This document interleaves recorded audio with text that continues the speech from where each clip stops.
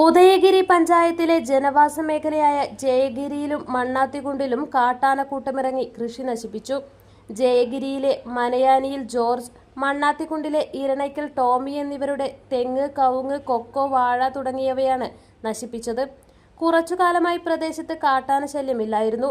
ഇതിനിടെയാണ് കാട്ടാനകൾ കഴിഞ്ഞ ദിവസം കൂട്ടമായി കൃഷിയിടങ്ങളിലെത്തിയത്. നാശനഷ്ടം നേരിട്ട കൃഷിയിടങ്ങൾ ഉദയഗിരി പഞ്ചായത്ത് പ്രസിഡന്റ് ടെസി ആലമൂട്ടിൽ, പഞ്ചായത്ത് അംഗം ബാബു പറപ്പള്ളിയിൽ, വനം വകുപ്പ് ഉദ്യോഗസ്ഥരായ മനോജ്, ഷൈന എന്നിവരും സന്ദർശിച്ചു.